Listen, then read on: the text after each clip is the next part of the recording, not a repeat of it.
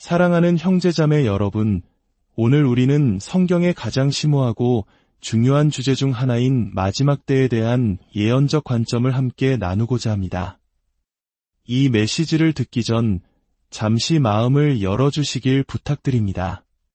만약 오늘 말씀이 여러분의 마음에 울림을 준다면 좋아요와 구독으로 저희에게 큰 힘을 주시고 이 영상을 공유하여 하나님의 은혜를 더 널리 전하는 통로가 되어주시길 바랍니다. 이 말씀을 듣는 모든 분들 위해 하나님의 평강이 함께 하시기를 기도합니다. 성경의 예언은 미래를 향한 하나님의 거대한 계획을 보여주는 지도와 같습니다. 특히 마지막 때에 관한 예언은 크게 세 가지 중심축을 기준으로 전개됩니다. 바로 세상과 교회, 그리고 이스라엘입니다. 이 세 가지는 서로 대체될 수 없으며 각각 고유한 역할과 예언의 성취를 담고 있습니다. 그렇다면 예언의 목적은 무엇일까요? 첫째, 예언은 우리로 하여금 알게 하기 위함입니다. 세상에서 어떤 일이 일어나고 있는지, 그 이면에 어떤 영적 흐름이 있는지를 깨닫게 하는 하나님의 조명입니다. 둘째, 예언은 우리를 준비시킵니다. 노아가 홍수가 올 것이라는 예언을 듣고 120년 동안 방주를 준비했던 것처럼 우리 역시 다가올 시대를 믿음으로 준비해야 합니다. 노아의 시대에 단 8명만이 구원을 받았지만 그의 순종은 인류의 역사를 이어가는 결정적인 역할을 했습니다. 셋째, 예언은 미래를 미리 말하는 것입니다. 어떤 일이 일어나기 전에 하나님께서 먼저 그 일을 선포하심으로써 모든 역사의 주관자가 누구이신지를 분명히 보여주시는 것입니다. 이제 예언의 관점에서 우리가 살고 있는 이 시대를 하나씩 살펴보겠습니다. 먼저 마지막 때의 세상은 어떤 모습일까요? 성경은 이 시기를 전 지구적인 흔들림의 때라고 말합니다. 우리는 이미 그 시작을 목격하고 있습니다. 전 세계적인 경제 위기와 불안정, 이전에는 상상할 수 없었던 규모의 자연재해, 그리고 인류를 멈추게 한 팬데믹이 바로 그 징조입니다. 이러한 재앙을 멈추기 위한 유일한 길은 바로 회개라고 성경은 말합니다. 또한 세상은 극심한 당혹감과 두려움에 휩싸일 것입니다. 당혹감이란 무엇을 해야 할지, 어디로 가야 할지 전혀 알 수 없는 상태를 의미합니다. 진퇴양난의 상황 속에서 사람들은 길을 잃고 방황하게 될 것입니다. 오직 예수 그리스도만이 우리의 반석이 되시는 시대가 오고 있습니다. 혼돈과 무질서가 세상을 지배하고 수백만, 수천만 명이 고향을 떠나 떠도는 대규모 이민의 위기가 닥칠 것입니다. 이는 마치 노아의 시대가 다시 돌아오는 것과 같습니다. 각 나라를 향한 하나님의 심판이 있을 것이며 아직 대환란은 아닐지라도 크고 작은 환란들이 이어질 것입니다. 깊은 어둠이 온 땅을 덮을 것이며 우리는 매일 더 짙어지는 영적 어둠을 보게 될 것입니다. 하늘의 권능들이 흔들리고 지구의 자전축이 흔들리는 것과 같은 우주적인 변화의 징조들도 나타날 것입니다. 갑작스러운 전 세계적인 정전 사태나 특히 젊은 세대를 향한 성적인 타락과 도착의 공격이 거세질 것입니다. 땅에는 극심한 기근이 찾아와 식량 부족이 현실화될 것이며 사람들은 위험하고 고통스러운 때를 맞이하게 될 것입니다. 이 모든 현상들은 육에 속한 사람, 세상적인 사람은 이해할 수 없습니다. 오직 영적인 눈을 가진 사람들만이 이 시대의 징조를 분별하고 하나님의 뜻을 깨달을 수 있습니다. 이것이 바로 예언을 통해 본 마지막 때 세상의 모습입니다. 그렇다면 이 어두운 세상 속에서 교회를 향한 하나님의 계획은 무엇일까요? 세상이 혼돈으로 치닫는 동안 하나님께서는 교회를 위해 놀라운 계획을 준비하고 계십니다. 하나님의 계획표에는 교회를 위한 대부흥이 예정되어 있으며 그 부흥은 이미 시작되었습니다. 위대한 영적 대각성이 일어나 잠자던 영혼들이 깨어날 것입니다. 수많은 영혼들이 주님께 돌아오는 거대한 영혼의 추수가 있을 것입니다. 마지막 때에 하나님의 영광을 위해 사용될 거대한 부의 이동이 일어날 것이며 상상할 수 없는 방법으로 하나님께서 재정을 공급하시는 일들을 보게 될 것입니다. 그리고 지친 영혼들을 위한 새롭게 함의 시간이 주어질 것입니다. 하지만 동시에 교회는 큰 도전에 직면하게 될 것입니다. 수많은 사람들을 미혹하는 거짓 가르침과 속임수가 만연할 것입니다. 믿음에서 떠나 세상을 선택하는 대규모 배교가 일어날 것입니다. 교회를 향한 것엔 박해의 바람이 불어올 것입니다. 이 혼란 속에서 하나님께서는 알곡과 가라지를 가르는 작업을 시작하십니다. 알곡과 가라지는 처음에는 똑같이 푸르고 비슷하게 자라기 때문에 구별하기 어렵습니다. 하지만 결정적인 차이가 있습니다. 첫째, 알곡은 열매를 맺습니다. 이는 성숙한 그리스도인의 삶을 상징합니다.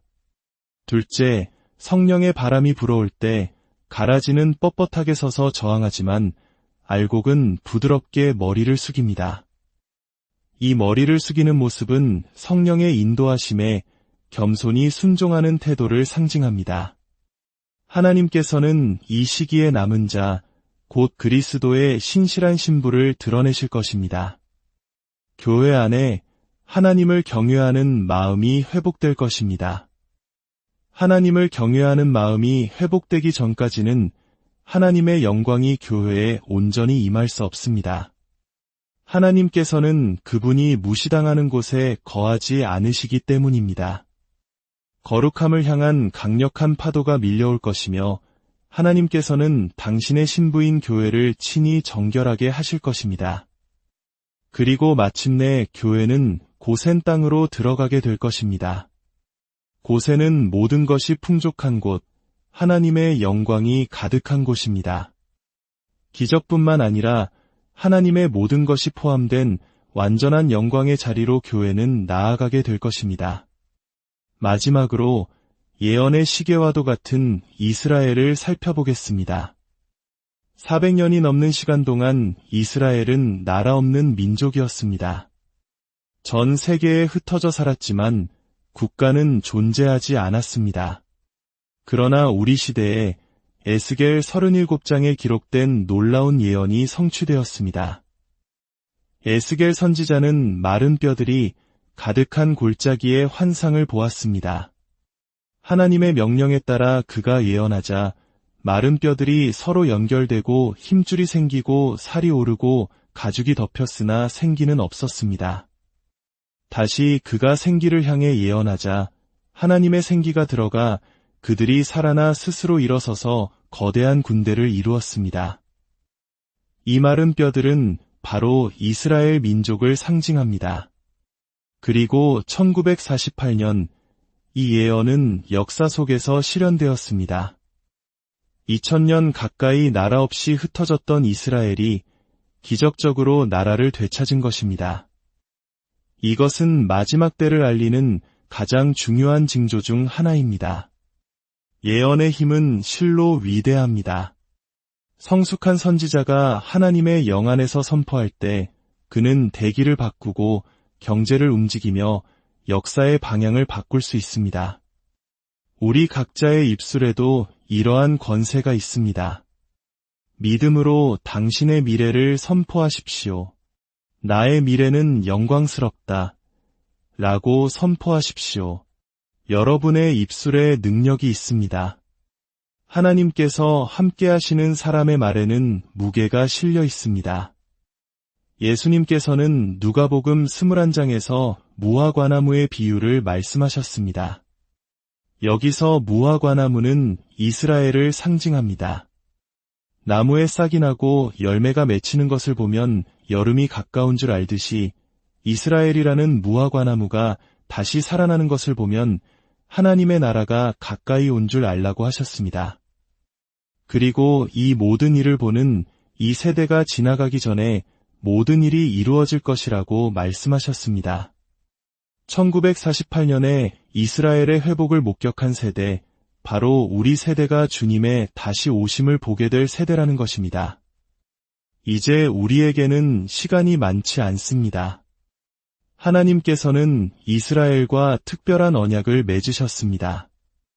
창세기 12장에서 하나님은 아브라함에게 너를 축복하는 자에게는 내가 복을 내리고 너를 저주하는 자에게는 내가 저주하리니 라고 약속하셨습니다. 또한 스가랴 2장에서는 이스라엘을 하나님의 눈동자라고 부르십니다. 누구든지 이스라엘을 건드리는 자는 하나님의 눈동자를 건드리는 것과 같습니다. 이스라엘의 땅을 나누려는 어떤 시도도 하나님께서는 심판하실 것이라고 경고하셨습니다.